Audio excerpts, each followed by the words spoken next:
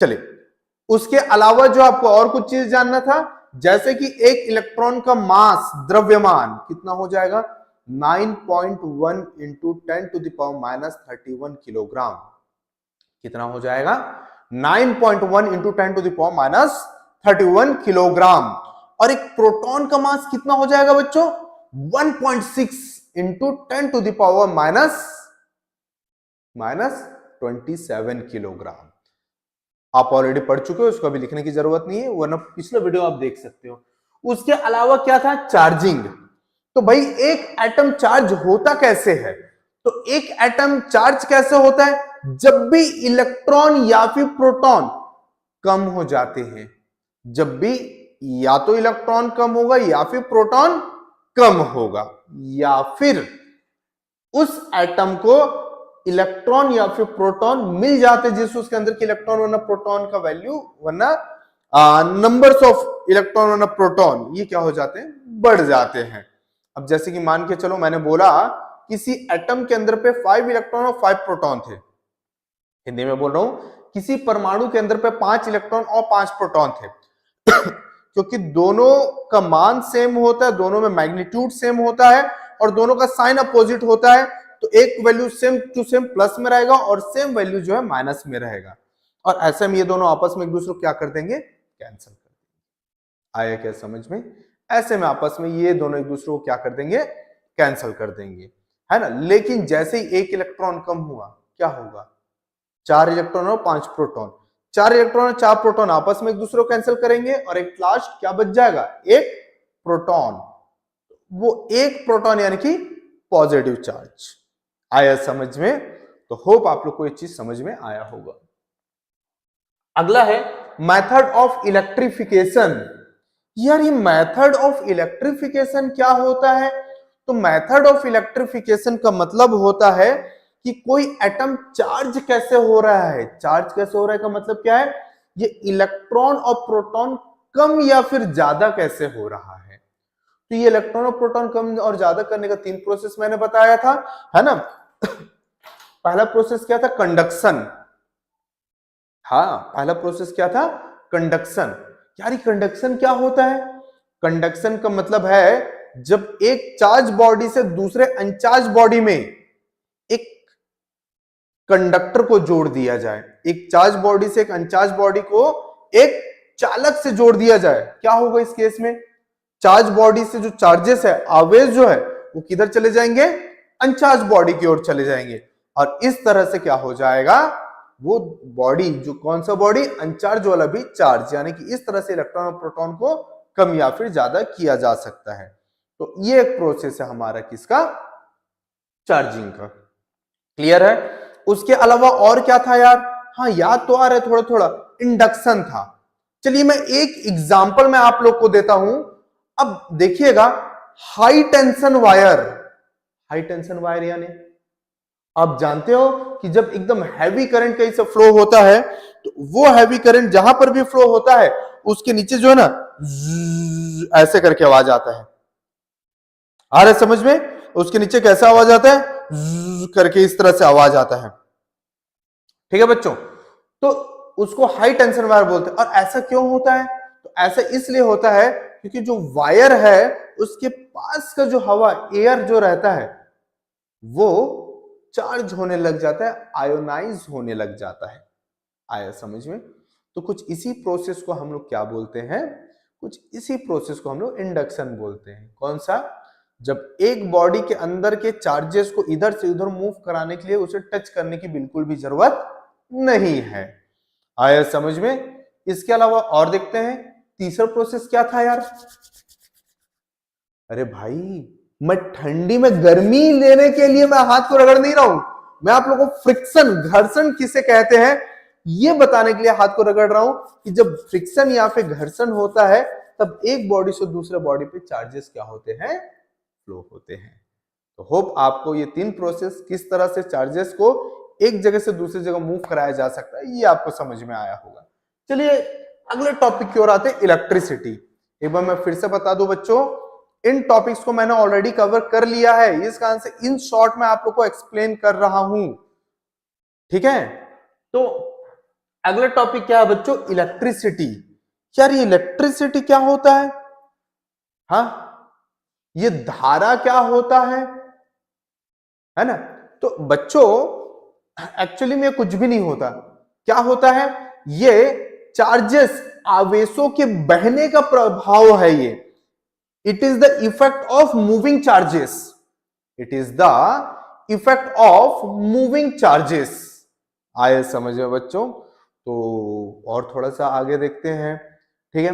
तो ये करंट जो दो तरह के होते हैं, पहला किस तरह से डिफाइन किया जा सकता है, तो पहले कुछ ऐसा डिफाइन किया जा सकता है कि भैया इलेक्ट्रॉन फ्लो हो रहा है कि प्रोटॉन फ्लो हो रहा है। अगर इलेक्ट्रॉन फ्लो हो रहा है तो इलेक्ट्रिसिटी को करंट इलेक्ट्रिसिटी बोलेंगे, अगर इलेक्ट्रॉन फ्लो हो रहा है तो इलेक्ट्रिसिटी को हम लोग करंट इलेक्ट्रिसिटी बोलेंगे, और इलेक्ट्रॉन की जगह पे अगर प्रोटॉन फ्लो हो रहा है तो उसको हम लोग कन्वेंशनल करंट बोलेंगे। आया समझ में। इसके अलावा भी एक और तरह से हम लोग क्लासिफाई कर सकते हैं, कैसे, तो भैया जब याद है ग्राफ के पॉजिटिव हाफ और नेगेटिव हाफ दोनों हमें मिलता है, जब किसी ग्राफ के पॉजिटिव और नेगेटिव दोनों हाफ मिलता है, जब ग्राफ के पॉजिटिव हाफ और नेगेटिव हाफ दोनों हाफ मिलता है, किसके लिए, करंट के लिए जब ग्राफ बनाते हैं तो उस तरह के करंट को एसी, हमारे घर पे कौन सा करंट आता है भाई, एसी अल्टरनेटिंग करंट, या फिर हिंदी में बोलूं तो प्रत्यावर्ती धारा। तो ये प्रत्यावर्ती धारा जो है पहला टाइप होता है जिसमें ग्राफ के अपर हाफ और लोअर हाफ दोनों मिल जाते हैं। क्लियर हुआ क्या। लेकिन वहीं पर अगर मैं बात करूं कि सिर्फ पॉजिटिव हाफ, सिर्फ पॉजिटिव हाफ, सिर्फ पॉजिटिव हाफ मिल रहा है, तो इस केस में क्या होगा, तो इस केस में ऐसा होगा कि वो जो करंट आता है, ठीक है, जो करंट का हम लोग ग्राफ बनाए हैं उस करंट को हम लोग डीसी डायरेक्ट करंट बोलते हैं या फिर दिष्ट धारा कहा जाता है। चलो थोड़ा सा और आगे बढ़ते हैं। पोटेंशियल, तो पोटेंशियल जो है एनर्जी को रिप्रेजेंट करता है, तो किसी भी तरह की एनर्जी, किसी भी तरह की ऊर्जा को हम लोग पोटेंशियल बोलते हैं। लेकिन यहां पर जो हम पढ़ने वाले हैं वो है इलेक्ट्रिक पोटेंशियल। अब इलेक्ट्रिक पोटेंशियल क्या होता है बच्चों, तो इलेक्ट्रिक पोटेंशियल का मतलब है कि किसी जगह पे आवेश के होने के कारण ऊर्जा, किसी जगह पे एनर्जी के होने के कारण जो एनर्जी होता है उसको हम बोलते हैं इलेक्ट्रिक पोटेंशियल। चलिए उसके बाद का पॉइंट देख लेते हैं। उसके बाद का पॉइंट है पोटेंशियल डिफरेंस। उसके बाद का पॉइंट क्या है बच्चों, पोटेंशियल डिफरेंस। तो ये पोटेंशियल डिफरेंस क्या होता है, तो भैया हम तो ऑलरेडी पढ़ चुके हैं, ये एनर्जी के डिफरेंस को हम पोटेंशियल डिफरेंस बोलते हैं। आया समझ में। इस एनर्जी के डिफरेंस को हम लोग क्या बोलते हैं बच्चों, पोटेंशियल डिफरेंस कहते हैं। तो आपको होप समझ में आया होगा। लेकिन इस पोटेंशियल डिफरेंस का फॉर्मूला है V equals to W by Q, V equals to W by Q. Clear हुआ क्या। चलिए इसके बाद का टॉपिक इस तरफ था। आपको याद होगा कि मैंने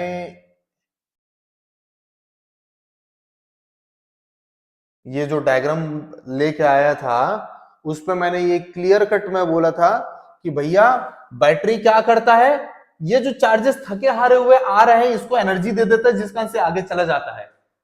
हाँ भाई, एक इलेक्ट्रॉन नेगेटिव टर्मिनल से, नेगेटिव सिरा से, ऋणात्मक सिरा से घूमकर किधर चले जाता है, पॉजिटिव टर्मिनल की ओर, यानी धनात्मक सिरे की ओर। आया क्या समझ में। तो जब पॉजिटिव सिरे में आते थे थके हुए आते हैं, क्यों भाई, दौड़ने के लिए इन लोग की एनर्जी खत्म हो जाती है ना। तो यहां पर जैसे इसके अंदर घुसते हैं, किसके अंदर, बैटरी के अंदर, बैटरी उनको एनर्जी देती है। वो एनर्जी कौन सा है, EMF, और हिंदी में बोले तो वी वा बा। EMF को फुल फॉर्म क्या होता है यार, इलेक्ट्रोमोटिव फोर्स। क्या होता है, इलेक्ट्रोमोटिव फोर्स। और वी वा बा का फुल फॉर्म क्या होता है, तो इसका फॉर्म होता है विद्युत वाहक बल। देख लो यार, एनर्जी दे रहा है, फोर्स दे रहा है, इसी को EMF वरना इसी को विद्युत वाहक बल कहते हैं। क्लियर हुआ क्या। तो इसके बाद का देखते हैं, और इसके बाद जो है difference between potential difference and EMF। शायद देख रहे होगे कि सिर्फ इस सेल के टर्मिनल पे, इस सेल के सिरों में इलेक्ट्रॉन को बहाने के लिए जिस ऊर्जा की जरूरत पड़ती है उसको हम ईएमएफ बोलते हैं। लेकिन पूरे सर्किट में कहीं पर भी, पूरे सर्किट में कहीं पर भी इलेक्ट्रॉन को बहाने के लिए जिस एनर्जी की जरूरत पड़ती है उसको हम बोलते हैं पोटेंशियल डिफरेंस, यानी हिंदी में विभवांतर। क्लियर हुआ? ऐसे तो बहुत सारे हैं, लेकिन मैं आप लोगों को जस्ट बेसिक चीज बता रहा हूं। सर हमारे ओम्स हैं, इन्हीं के नाम से हम ओम, अरे वो ओम पूजा वाला नहीं भाई, ये ओम हम देखते हैं, ओम्स लॉ वाला देखते हैं। ठीक है, ओम्स लॉ क्या कहता है? ओम्स लॉ ये कहता है कि भैया जब किसी चालक, किसी कंडक्टर की चारों ओर का जो कंडीशन होता है वो कांस्टेंट रहे, वो कांस्टेंट रहे, उस केस में V जो है डायरेक्टली प्रोपोर्शनल टू I होता है। V जो है डायरेक्टली प्रोपोर्शनल टू I होता है। अब इस प्रोपोर्शनलिटी के साइन को हटाने के लिए हम लोग क्या इस्तेमाल करेंगे? एक कांस्टेंट इस्तेमाल करेंगे। वो कांस्टेंट क्या है हमारा? R। R यानी रेजिस्टेंस, R यानी रेजिस्टेंस। क्लियर हुआ? R यानी रेजिस्टेंस। एक बार देख लिया जाए कितने लोग कनेक्टेड है।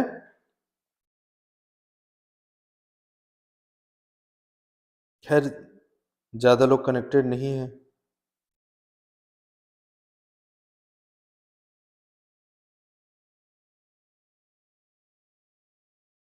ओके, तो V इक्वल्स टू क्या हो जाएगा? I R, और यही R क्या कहलाते हैं? रेजिस्टेंस या फिर प्रतिरोध।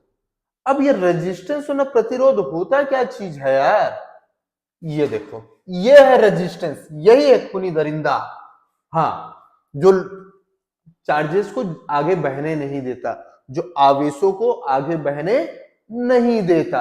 यानी किसी भी सर्किट में, किसी भी सर्किट में चार्जेस के फ्लो को जो रुकावट होता है, किसी भी सर्किट में चार्जेस के फ्लो को जो रुकावट होता है, उस रुकावट के मेजरमेंट को हम बोलते हैं रेजिस्टेंस। उस रुकावट के मेजरमेंट को हम बोलते हैं रेजिस्टेंस। आया क्या समझ में? अच्छा, तो ये चीज तो आपको समझ में आ गया होगा। ठीक है, अब जो V equals to I R था, या फिर V जो है डायरेक्टली प्रोपोर्शनल टू R था, या फिर हिंदी में बोलूं कि V I के समानुपाती था, उसको अगर ग्राफ के थ्रू दर्शाना चाहें तो ये ऐसा ग्राफ बनेगा।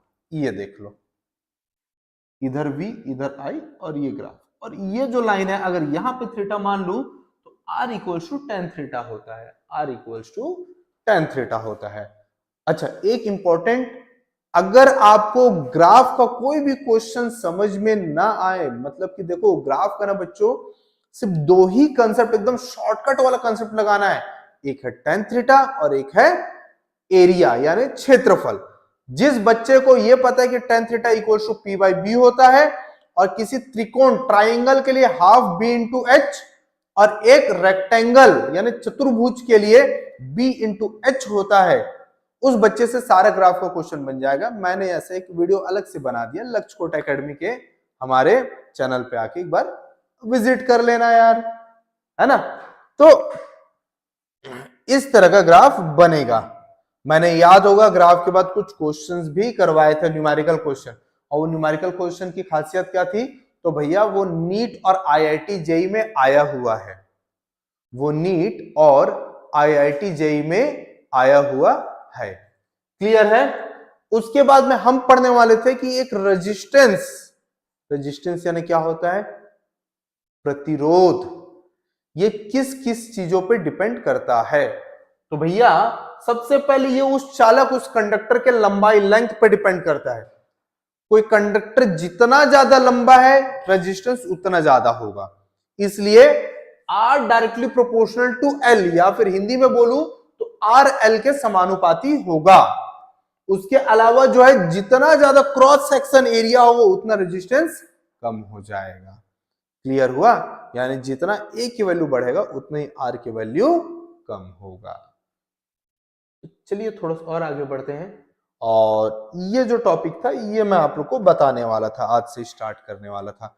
तो चलिए स्टार्ट करते हैं आज का टॉपिक। और अभी कितने बज गए हैं यार, एक बार देख लेते हैं।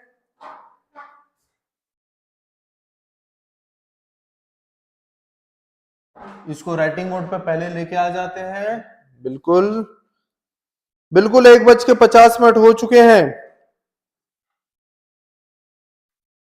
1:50 हो चुके हैं। ठीक है, और थोड़ा सा कम बच्चे आज जुड़े हुए हैं, थोड़े से कम स्कूल आज जुड़े हुए हैं। खैर कोई बात नहीं,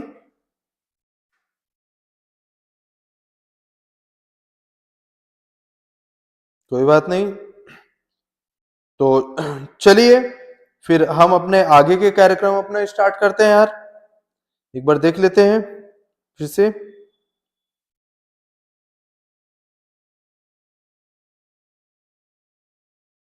ओके, तो चलिए आज का कार्यक्रम स्टार्ट करते हैं। और आज का कार्यक्रम कुछ ऐसा है कि क्या टेम्परेचर, तापमान बदलने पर, टेम्परेचर चेंज करने पर रेजिस्टेंस में कोई इफेक्ट होगा कि नहीं होगा। चलिए देखते हैं रेजिस्टेंस और टेम्परेचर का क्या रिलेशन है। उससे पहले आपको यह तो समझ में आ गया होगा कि अब आ गए हमारे ठंडी, और ठंडी में हम नहाते नहीं है। अच्छा, बहुत सारे लोग का आवाज आ रहा है भर भर के, सर हम तो नहा के आते हैं यार। हाँ भाई, आप नहा के आते, हम कब बोले, वो तो बस जबान फिसल गया हमारा। चलिए, हमने ये बोला कि ये बाल्टी है और यहां पर एकदम ठंडे ठंडे पानी है, जिससे अभी नहीं नहाना है। गर्मी के टाइम पे ठंडे पानी पे नहाइएगा, अभी गर्म पानी पे नहाना है। ठीक है, अब एक बात सोचिए, ये तो ठंडा ठंडा पानी है, लेकिन अपन इससे नहाते नहीं है ना, इसको गर्म करके नहाते हैं। लेकिन गर्म कैसे करते हैं वो वाला मत बता देना बेटा कि चूल्हा और गैस सिलेंडर पर रख के गर्म करते हैं। ठीक है, हम गर्म करते हैं, अधिकतर अधिकतर लोग जो गर्म करते हैं वो गर्म करते हैं एक वाटर हीटर से। आया क्या समझ में? गर्म किससे करते हैं? एक वाटर हीटर। क्लियर हुआ? यार ये गर्म करते हैं, ये क्या चीज है समझ में नहीं आ रहा है। चलो मैं आपको रेजिस्टेंस, प्रतिरोध का कंसेप्ट फिर से मैं आपको याद दिला दूं। मैंने आप लोग को ये बोला था कि अगर ये रास्ता है, इस रास्ते पे आपको रेजिस्टेंस, प्रतिरोध दिखाना है, तो ये प्रतिरोध है। देखो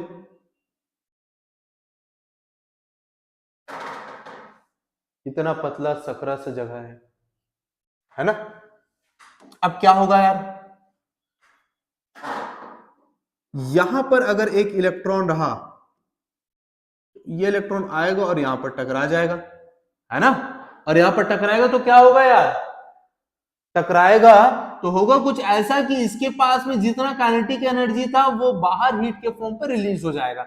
यानी कि इस इलेक्ट्रॉन के पास जितनी गतिज ऊर्जा था वो गतिज ऊर्जा बाहर उष्मीय ऊर्जा के तौर पे बदल कर रिलीज हो जाएगा।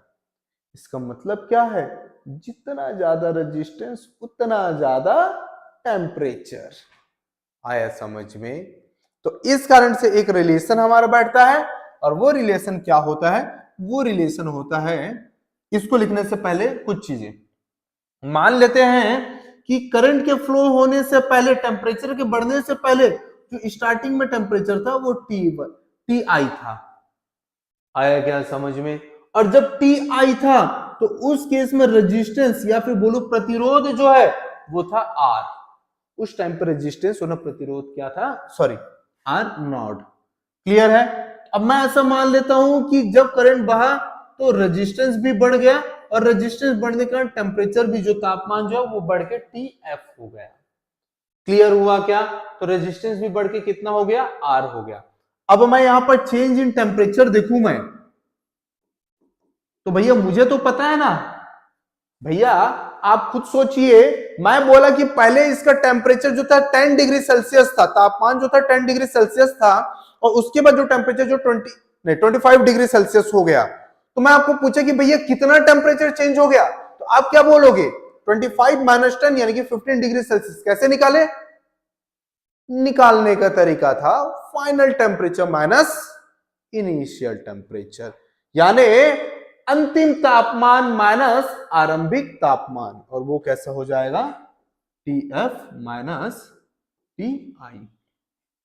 अगर ऐसा कुछ है तो देखो आर का फॉर्मूला एक बनता है R equals to R not 1 plus alpha del T. क्या बनता है? R equals to R not 1 plus alpha del T. Clear हुआ क्या? हमारा 1:55 हो चुका है, 1:55 हो चुका है। और देखते हैं कि कितने लोग कनेक्टेड है हम लोगों से। कितने लोग कनेक्टेड है यार हम लोग से? अभी वो बहुत कम लोग कनेक्टेड हैं। कोई बात नहीं। ओके, तो चलिए अपना प्रोग्राम आगे बढ़ाते हैं। ये कंसेप्ट शायद समझ में आ गया होगा। R equal to R not 1 plus alpha del T. Alpha मैं नहीं बताऊं क्या चीज है, ठीक है। तो चलिए देखते हैं अल्फा क्या चीज है भैया। अल्फा जो है ना, इसको हरा कर देते हैं। ये जो अल्फा जो है ना भैया, ये टेम्परेचर कांस्टेंट है। तापमान गुणांक या फिर ताप गुणांक भी बोल सकते हैं। ये अल्फा क्या है? एक टेम्परेचर कांस्टेंट या फिर ताप गुणांक। क्लियर है? तो चलिए इसके ऊपर कुछ क्वेश्चन लगाते हैं हम लोग नीट और जेई से। मैं आप लोगों को पहले से बता दिया हूं बच्चों कि मैं जितने भी टॉपिक्स करवा रहा हूं वो 12th में भी उतने ही इंपॉर्टेंट है जितने नीट और आईआईटी जेई पे इंपॉर्टेंट है। चलिए देखते हैं इसके ऊपर कुछ क्वेश्चंस।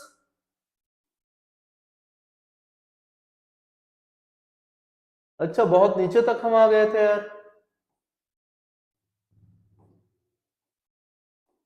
बाकी एक चीज मैं बताना चाहूंगा बच्चों कि हमारे जो 12th का सिलेबस है ना, उसमें टेम्परेचर कितना चेंज हो सकता है? 300 डिग्री सेल्सियस तक चेंज हो सकता है, वहां तक के लिए दिया हुआ है। उससे ज्यादा के लिए नहीं दिया है, तो मैंने उससे ज्यादा के लिए भी फॉर्मूला नहीं बताया है। R equals to R not 1 plus alpha del T, हमें इसी में टिके रहना है। चलिए देखते हैं कि उससे रिलेटेड कोई क्वेश्चन है क्या। ये तो हमने ऑलरेडी कर लिया था। ये नहीं, अभी तो हम पहुंचे भी नहीं है वहां तक के वेट स्टोन ब्रिज तक भी नहीं पहुंचे हैं। 3 वोल्ट मीटर इसको हमने कर लिया था। इलेक्ट्रिक करंट तो ये भी हमने कर लिया था। ये क्या है यार? गैल्वेनोमीटर, नहीं ये अभी हमारा आया नहीं है। एमसीजी ये भी नहीं आया है। कॉम्बिनेशन ऑफ रजिस्टर भी नहीं आया है। बच्चों ध्यान देना ना, मैं 2024 का ही क्वेश्चन पकड़ा हुआ हूं मैं। ये देख लो आ गया है क्वेश्चन अपना। क्या बोल रहा है? An electric toaster has resistance of 60 ओम। ठीक है, एक टोस्टर है बोल रहा है और उसका जो रेजिस्टेंस है वो 60 ओम है कह रहा है। चलो ठीक है यार, मान लेते हैं उसने बोल दिया है और आगे पढ़ते हैं। चलिए, एट रूम टेम्परेचर बोल रहा है। मैं यहां पर से छोटा सा दिख रहा है उसमें से पढ़ के मैं बता रहा हूं। ऐसा बोल रहा है कि एक टोस्टर है जिसका रेजिस्टेंस 60 ओम है। कब? जब इसका टेम्परेचर जो है रूम टेम्परेचर 27 डिग्री सेल्सियस। तो शायद आपको रूम टेम्परेचर तो पता होगा। रूम जितने टेम्परेचर में हम लोग कंफर्टेबल फील करते हैं उस टेम्परेचर को हम लोग रूम टेम्परेचर कहते हैं। उसके अलावा देखते हैं the toaster is connected to 220 volt supply. अब टोस्टर को किससे कनेक्ट किया गया? 220 वोल्ट सप्लाई से। If the current from through it reaches 2.75 ampere. क्या बोल रहा है कि अब किससे कनेक्ट किया गया? 220 वोल्ट सप्लाई से कनेक्ट किया गया और जैसे ही कनेक्ट किया गया वहां पर आई का जो वैल्यू जो था वो कितना हो गया? 2.7 एम्पियर हो गया। क्लियर हुआ क्या? तो और क्या पूछ रहा है ये भी देख लेते हैं। The temperature attend by the toaster. Toaster से कितना टेम्परेचर अटेंड किया गया? जब अल्फा की value 2 into 10 to the power minus 4। जब अल्फा की वैल्यू जो है 2 into 10 to the power minus 4 degree Celsius inverse है। अब ध्यान से सुनो बेटा क्या होता है। आप लोग भी घर पे कई बार टोस्ट को जो है रोस्ट जब करते होगे, ठीक है, मैं इंसानों को रोस्ट करने की बात नहीं कर रहा हूं बेटा, मैं टोस्ट को रोस्ट करने की बात कर रहा हूं, है ना। तो जब टोस्ट को जब रोस्ट कर रहे होगे, कैसे रोस्ट करते हैं? अरे भाई आप टोस्टर को तो देखे होगे, ऐसा एक कंटेनर होता है उसके अंदर पे टोस्ट को रखने का जगह होता है, या फिर ऊपर से ना जब देखोगे ना तो ये ऐसा दिखेगा। ऐसा है ना, पिक्चर में अधिकतर दिखते हैं। हमारी आदत नहीं है, हम सुबह सुबह क्या ना रोटी वरना मोटा रोटी दबा लेते हैं, हमारी आदत नहीं है वो टोस्ट वोस्ट खाने का। ठीक है बच्चों, तो यहां पर जो है ना ये ऐसा रहता है, और हम क्या करते क्या देखते हैं इसमें ना ऐसा टोस्ट डला हुआ रहता है, ये ऐसा है ना, यहां पे टोस्ट हम लोग ऐसे डालते हैं। अब सोचो कि ये टोस्ट डालने से पहले तो ये टीआई हो जाएगा और ये आर नॉट हो जाएगा। डालने से पहले जो अंदर जो भी कंडक्टर जो भी चालक था उसका रेजिस्टेंस, उसका प्रतिरोध जो था 60 ओम था, और वहां पर जो टेम्परेचर था 27 डिग्री सेल्सियस था। ऐसा क्यों? भाई जाहिर सी बात है, कोई भी सामान को लाके रखोगे तो वो रूम के टेम्परेचर में सेट हो जाएगा ना। हाँ भाई, रूम के टेम्परेचर में सेट हो जाएगा, और रूम का टेम्परेचर कितना होता है? 27 डिग्री सेल्सियस। ठीक है, अब जैसे ही इसके सप्लाई को ऑन किया गया, ये V की ये वैल्यू आ गई और I की ये वैल्यू आ गई, तो इस केस में टेम्परेचर बढ़ेगा, तापमान बढ़ेगा। भाई क्यों बढ़ेगा? अरे भैया ये टेम्परेचर बढ़ेगा नहीं तो ये टोस्ट जो है ये रोस्ट कैसे होगा? रोस्ट का मतलब समझते हो बेटा, भुंजाना, हमारे छत्तीसगढ़िया लैंग्वेज में भुंजा जथे, है ना। तो ये जो टोस्ट जो है ना ये भुन जाता है ना, वो टेम्परेचर की बात कर रहा है कि वो इस टेम्परेचर पे जो भुन गया TF, और इसी को निकालने के लिए बोल रहा है। तो आपको पूरा क्वेश्चन होप समझ में आ गया होगा।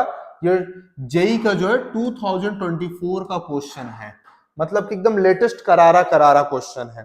ठीक है, तो अल्फा की भी वैल्यू दिया हुआ है। अब आप में से कई बच्चों को ना एक डाउट, एक प्रॉब्लम जाता है कि सर मुझे समझ में नहीं आता कि क्या फॉर्मूला लगाना। अरे भाई कुछ नहीं करना है, जितना भी यहां पर सिंबल चिन्ह दिया हुआ है ना लिख दो। क्या क्या दिया हुआ है? आर नॉट, और क्या दिया हुआ है? टी आई, और क्या दिया? आर, और क्या दिया हुआ है?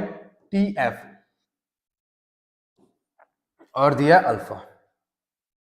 अब खुद ही दिमाग लगाओ यार, ये कहां पर पढ़े थे, कुछ तो याद रखना पड़ेगा। और ये जो फॉर्मूला पढ़े थे ना बच्चों, वो पढ़े थे हम लोग R equals to R not 1 plus alpha del T, यहां पे पढ़े तो वैल्यू पुट कर दो, हो गया हमारा सॉल्यूशन। चलो पुट करते हैं यार। आर, आर कैसे निकलेगा? आर यहां पर से निकलेगा, V equals to I R होता है, तो R equals to V by I हो जाएगा। ठीक है, तो 220 बाई 2.7 हो जाएगा। तो ये R की जगह पे कितना हो जाएगा? 220 बाई 2.7 हो जाएगा, इक्वल्स टू R नॉट की जगह पे 60, 1 प्लस, इस टोस्टर को हमें भगाना पड़ेगा। चलो भाई कैसे करें, बड़ा इस्तेमाल करते हैं। ठीक है, हाँ, तो 1 प्लस अल्फा की वैल्यू कितना है? सॉरी, 2/10⁴ यानी 40। भाई इसको क्या लिख सकते हैं? इसको 10⁻⁻4 को हम लिख सकते हैं 1/10⁻⁴। क्लियर है? इंटू डेल्टी, डेल्टी यानी अभी थोड़ी देर पहले मैंने बताया था, डेल्टी यानी तापमान में बदलाव, टेम्परेचर में चेंजेस, और टेम्परेचर में चेंजेस को हम लोग कैसे निकालेंगे? TF माइनस TI निकालेंगे। तो यहां पर क्या हो जाएगा? TF हो जाएगा और माइनस TI यानी 27 हो जाएगा। तो होप सबको यहां तक के एकदम क्लियर हो चुका होगा। इसको ऐसा ब्रैकेट बड़ा वाला बना देते हैं ताकि हमें किसी भी तरह का दिक्कत ना जाए।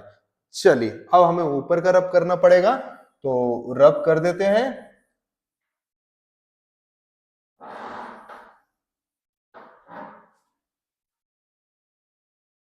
और फिर से वापस व्हाइट ले लेते हैं। चलिए ध्यान से देखिए क्या क्या चीज कैंसिल हो सकता है। ये कैंसिल हो सकता है, 2 3 जा 2 11 जा। ठीक है, तो ये ऐसा हो गया, तो हमारे पास क्या बचा? 11 by 2.7 equals to 3 into 1 plus 2 by 1, 1 2 3 4, TF minus 27। Hope यहां तक सबको क्लियर हो गया होगा। ठीक है, तो इसको भी हम रब कर दे रहे हैं।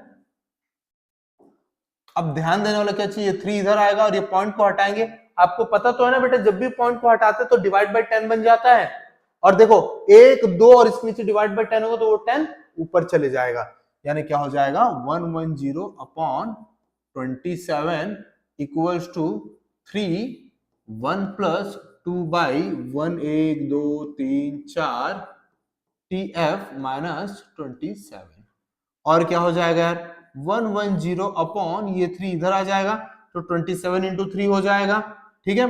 तो 27 इंटू 3 कितना हो जाएगा 7 से 21 का 1 कैरी 2 3 2 6 7 8 इक्वल्स टू, अब ये 3 हट गया तो ब्रैकेट लगाने की जरूरत नहीं है, तो ब्रैकेट लगाने की जरूरत है तो 1 प्लस 2 बाई 1 2 3 4 TF माइनस 27। और ये प्लस 1 इधर आके क्या हो जाएगा बच्चों माइनस 1 हो जाएगा, इसका 110 by 81 minus 1 equals to 2 upon 1 2 3 4 TF minus 27। Minus करें क्या हो जाएगा 110 minus 81 upon 81 equals to 2 upon 1 2 3 4 TF minus 27। Clear है क्या? और थोड़ा हमें रब करना पड़ेगा। हमने पूरा रब कर दिया बच्चों, गलती से इरेज की जगह क्लीन कर दिया था हमने, क्लिनिक ऑल क्लियर हो गया था हमारा। चलिए तो इसको और आगे सॉल्व करते हैं, और 110 माइनस 81 करेंगे तो कितना आ जाएगा 29 आ जाएगा। बोलोगे सर इतना जल्दी कैसे हम सॉल्व करें? तो बच्चों ये लिख देता हूं मैं, इसको ना सॉल्व लिख के नहीं करेंगे, सोच के करेंगे, ठीक है। यहां पर 10 बन जाएगा, यहां पर से जो 11 में से एक इधर आ जाएगा, 10 माइनस 1 9 हो जाएगा, और ये 10 बचेगा तो 10 माइनस 8 2 यानी 29, ठीक है। तो क्या हो जाएगा 29 by 81 equals to 2 upon 1 2 3 4 TF minus 27। अब कर दो यार इसको क्रॉस, ये इधर मल्टीप्लाई हो जाएगा, ये इधर आ जाएगा, 20 into 1 2 3 4 upon 2 into 81 equals to TF minus 27, और TF यहां पर से क्या आ जाएगा, इसको इधर भेज दो, 29 इंटू 1 2 3 4 अपॉन 2 इंटू 81 प्लस 27। अब मैं आप लोग के ऊपर छोड़ रहा हूं, आप लोग कैलकुलेट करोगे इसको, ओके। तो होप आपको ये चीज समझ में आया होगा कि चीज ये क्वेश्चन सॉल्व कैसे होंगे। चलिए एक आध दो और आगे की ओर क्वेश्चन देखते हैं कि और क्या हो सकता है, ठीक है, और क्या क्वेश्चन हो सकता है। चलिए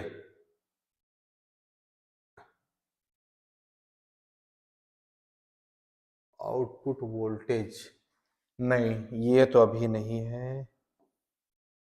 और कोई ऐसे क्वेश्चन जो इस तरह के हैं, वन पोटेंशियल, नहीं ये भी नहीं है,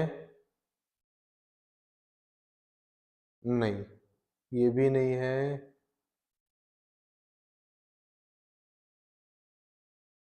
नहीं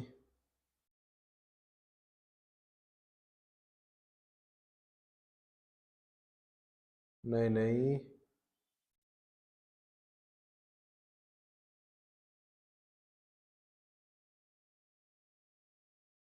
ये तो बड़ा सिंपल सा डिफरेंशिएशन इंटीग्रेशन का बच्चों।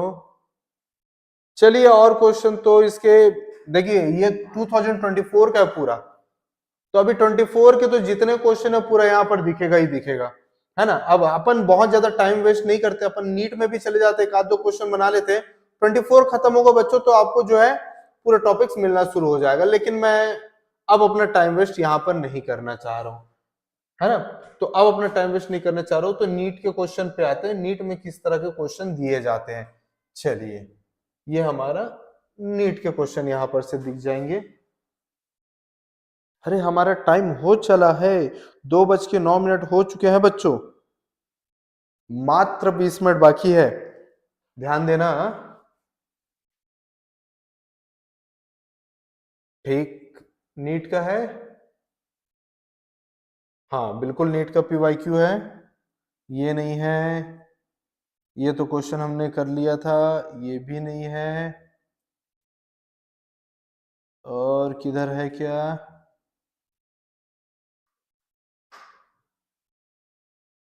ये तो हमने कर लिया था, ये नहीं है।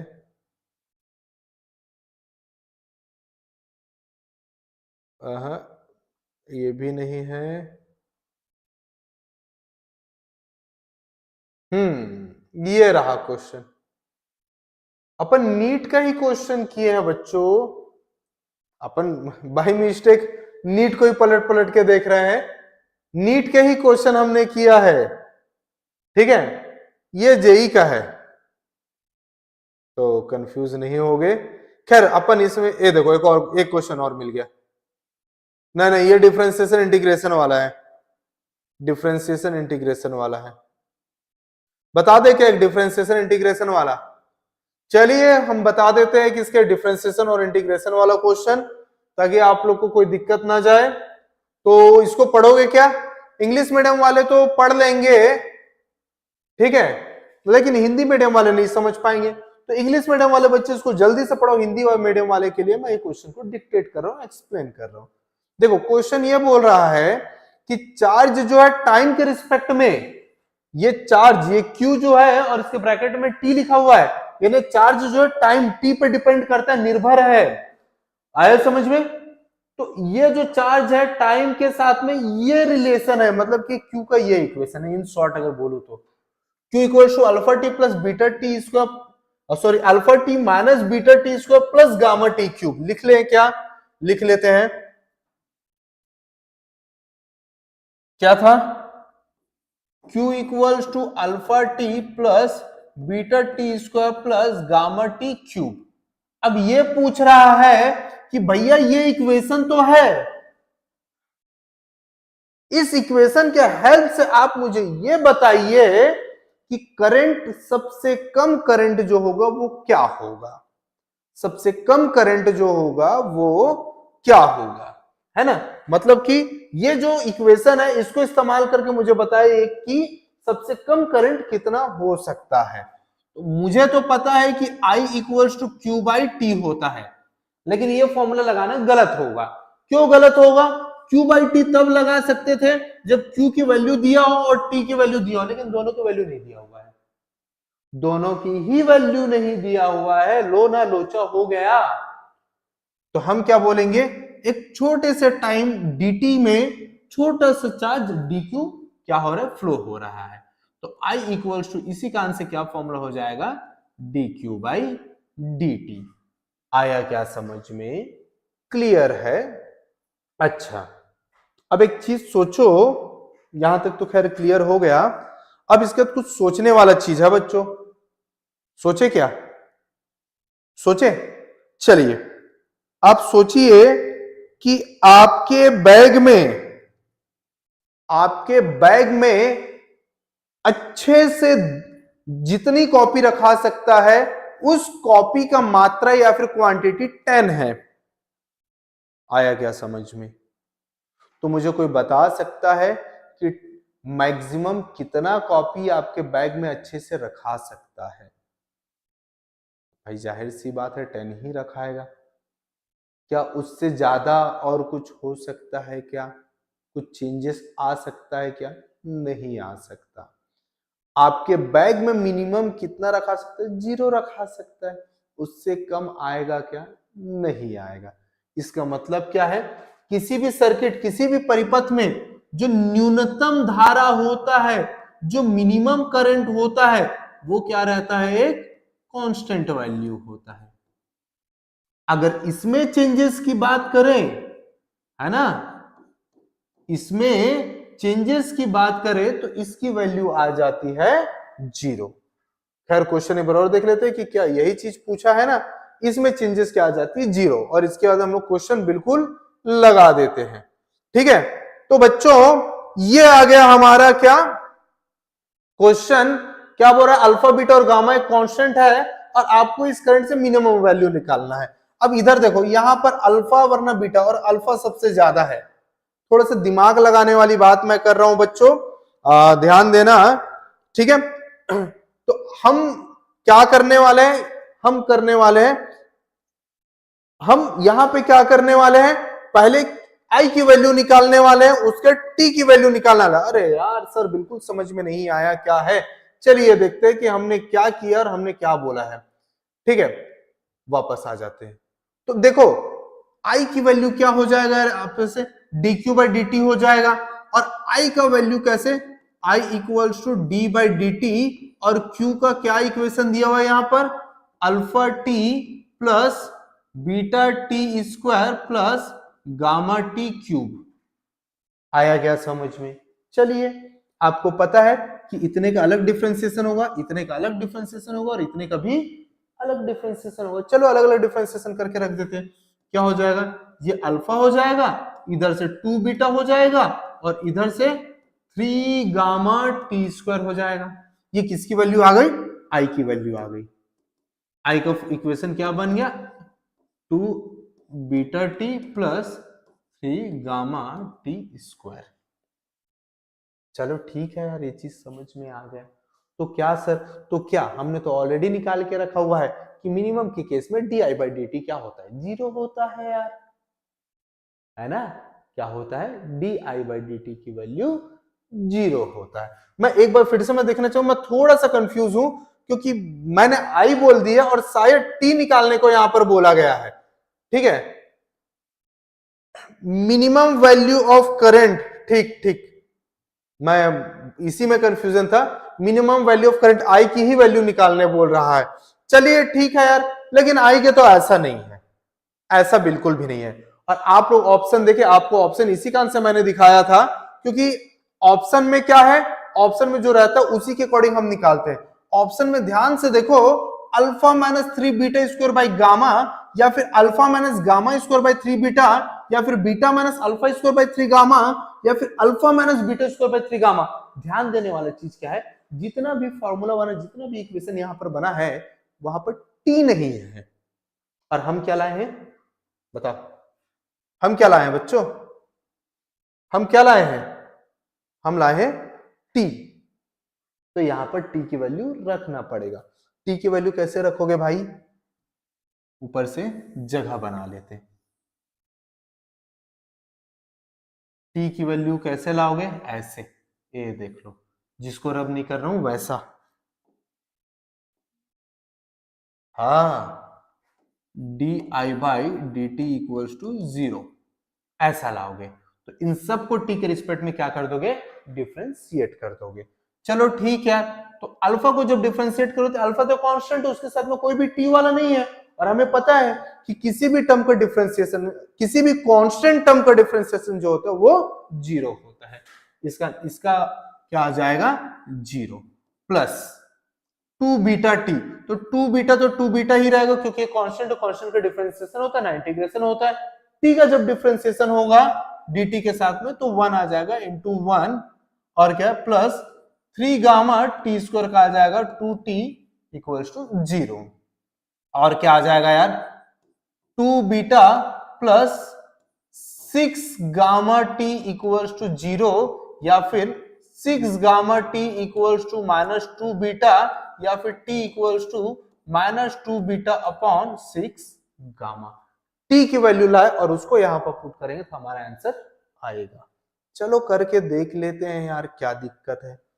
चलिए, ये तो अल्फा ही रहेगा प्लस 2 बीटा, और टी की जगह पे क्या हो जाएगा, minus 2 beta upon 6 gamma, plus 3 gamma, ये तो एज इट इज रहेगा। टी स्क्वायर की जगह पे इतने को स्क्वायर करके लिखना है तो माइनस के स्क्वायर प्लस हो जाएगा, ये माइनस के स्क्वायर प्लस हो जाएगा, ये 2 के स्क्वायर 4 हो जाएगा, बीटा के स्क्वायर बीटा स्क्वायर होगा, और 6 के स्क्वायर की जगह पे 36, और गामा की जगह पे गामा स्क्वायर हो जाएगा। तो होप यहां तक के आप लोग को समझ आया होगा। चलिए और आगे सॉल्व करते हैं।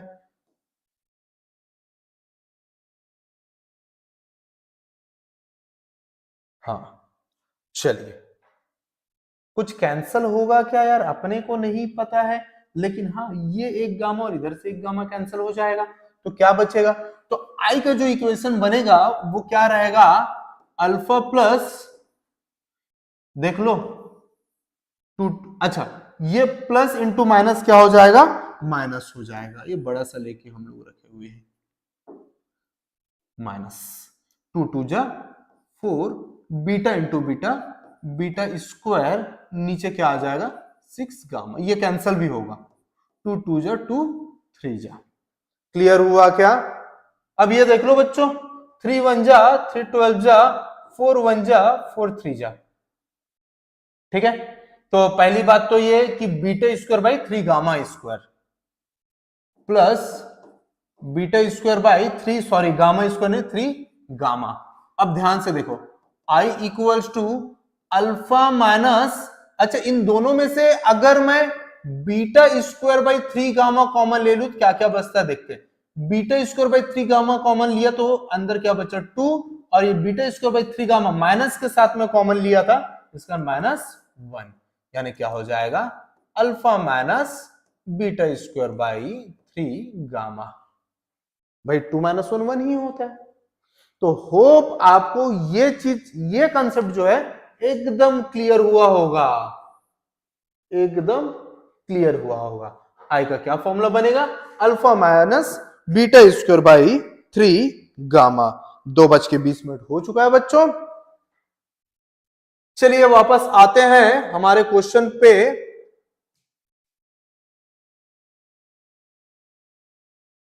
ये देख लो, आंसर डी सही है। आया समझ में? तो चलिए और एक आध क्वेश्चन देख लेते हैं, या फिर मैं आगे के टॉपिक में बताऊंगा। ये आपको पता है बच्चों, मैं ये पूरा क्यों स्क्रॉल कर रहा हूं आप लोग के सामने? अगला टॉपिक जो पढ़ाने वाला हूं मैं, जनरली ये होता है कि कोई टॉपिक जो कल मैं न्यूमेरिकल वगैरह नेक्स्ट टाइम कराने वाला हूं, उसको एक दिन पहले जो है उसके बारे में बता देता हूं। तो आप ये देखो बार बार क्या आ रहा है, कॉम्बिनेशन ऑफ रेजिस्टेंस, प्रतिरोध का संयोजन। तो अगला टॉपिक यही रहेगा, प्रतिरोध का संयोजन। चलिए, मुझे और ज्यादा क्वेश्चन देखने के लिए मुझे नीचे जाना पड़ेगा, जो कि मैं नहीं चाह रहा हूं, इसलिए जो है मैं सीधा अगला टॉपिक स्टार्ट कर रहा हूं मैं। और जैसे कि मैंने आप लोग को अभी बता दिया है कि अगला टॉपिक जो होगा वो होगा कॉम्बिनेशन ऑफ रेजिस्टेंस या फिर सेलों का संयोजन। चलिए देखते हैं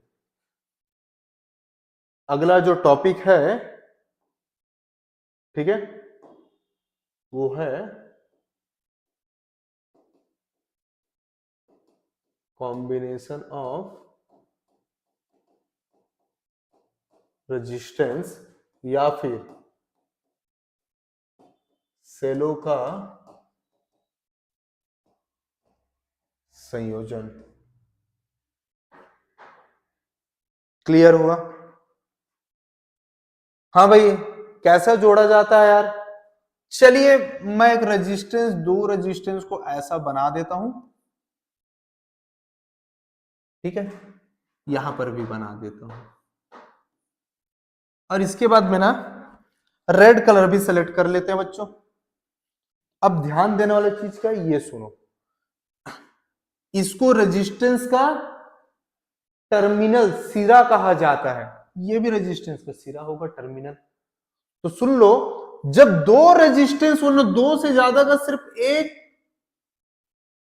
दो या फिर दो से ज्यादा रेजिस्टेंस का सिर्फ एक टर्मिनल या फिर सिरा कनेक्टेड हो, तो इसको हम लोग बोलते हैं सीरीज कॉम्बिनेशन, श्रेणी क्रम बोलते हैं। और जब दो रेजिस्टेंस, दो प्रतिरोध का दोनों सिरा कनेक्टेड हो, तो इसको हम बोलते हैं पैरेलल कनेक्शन। इसको हिंदी में समांतर कहते हैं, हिंदी में समांतर कहते हैं। बहुत ही कम समय रह गया है, तो आप लोग जो है बिल्कुल बने रहिए। चलो, कॉम्बिनेशन ऑफ रेजिस्टेंस हो गया। अब सपोज ये मान लो इसका वैल्यू, इसका मान R1 होता, इसका वैल्यू, इसका मान R2 होता, तो ये दोनों को हटाकर अगर मैं एक ऐसा रेजिस्टेंस, मान लो ये पॉइंट A और ये पॉइंट B है, A और B के बीच में अगर मैं एक ऐसा रेजिस्टेंस लगा दे रहा हूं जो ये दोनों मिलकर जैसा इफेक्ट, जैसा प्रभाव डाल रहे हैं वैसा ये आर एस अकेले डाल रहा है। तो मैं ऐसा लिख सकता हूं कि आर एस बराबर क्या हो जाएगा, R1 प्लस R2 हो जाएगा। और उसी तरह से अगर मैं बोलता हूं कि ये R1 और ये R2 है और ये दोनों मिलकर जैसे इफेक्ट क्रिएट कर रहे हैं वैसा अकेला जो आरपी प्रभाव डालता है, इफेक्ट डालता है, तो मैं ऐसा लिख सकता हूं कि 1 by RP equals to 1 by R1 plus 1 by R2। Sir 2 के लिए बताए, 3 के लिए बताते हो, 4 के लिए क्या होता है? तो भैया ये सबको ऐड करना है, यानी 3 के लिए होता तो R1 plus R2 plus R3, अगर 4 के लिए होता तो R1 plus R2 plus R3 plus R4। इसी तरह 1 by R1 plus 1 by R2 plus 1 by R3 plus 1 by R4। आया क्या समझ में? तो होप यहां तक के समझ में आ गया होगा। ठीक है, अब ध्यान दो, ये सीरीज में है, इस कारण से इसमें भी उतने ही करंट बहेगा जितना करंट यहां पर बहेगा। क्लियर हुआ? तो इस कारण से I1 इक्वल्स टू I2 हो जाएगा। लेकिन जो पोटेंशियल डिफरेंस विभवांतर होता है वो क्या होगा, अलग होगा, और वो इसके लिए formula E equals to V1 plus V2। Same इसके अपोजिट यहां पर हो जाएगा, क्या हो जाएगा, E1 इक्वल्स टू E2 और I equals to I1 plus I2 होगा। तो होप आपको यहां तक के जो चीजें हैं वो समझ में आया होगा। आज अभी हाफ ईयरली का एग्जाम चल रहा है, जिस कारण से बहुत ही कम स्कूल्स और बहुत ही कम स्टूडेंट्स और बहुत ही बोला जाए कि अभी ज्यादा लोग नहीं है। तो मैं आज यहीं पर अपने क्लास को रोक रहा हूं क्योंकि हमारा टाइम जो है लगभग हो चला है, हमारा टाइम जो है वो लगभग हो चला है, इस कारण से मैं इसको यहीं पे रोक रहा हूं। तो होप आपको समझ में आया होगा। अब मुझसे सारे बच्चे जुड़े तो नहीं है, एक अच्छी चीज बता रहा हूं बच्चों कि मैं जो आप लोग को डेरिवेशन का ट्रिक जो बताया हूं ना, वो अलग से मैं अपने चैनल पे लक्ष्य कोटा एकेडमी के नाम से वहां पे डाल दिया हूं, तो आप लोग उसको भी सब्सक्राइब कर लेना यार, वहां पर आपको अच्छी अच्छी चीजें मिल जाएंगी। ठीक है, फिजिक्स में नहीं, केमिस्ट्री मैथ्स बायो सारी चीजें अच्छे अच्छे मिलेंगे आपको, तो फिर आप करते रहिए। मिलते हैं बहुत जल्द बच्चों। हाँ, और आज जो मैंने पढ़ाया उस पर किसी भी तरह का अगर आपको डाउट रहा नीचे कमेंट कर देना, मैं बिल्कुल रिप्लाई करूंगा। या फिर टीचर से रिक्वेस्ट है कि सर मैम अगर बच्चों को किसी भी तरह का टॉपिक दोबारा समझना है तो प्लीज नीचे कमेंट कर दीजिएगा। मिलते हैं तब तक के लिए। ठंड तो पड़ ही रही है, आप भी पढ़ाई कीजिए और मजे कीजिए। तब तक के आप लोग हाफ ईयरली का मजा लीजिए। मिलता है बहुत जल्द बच्चों।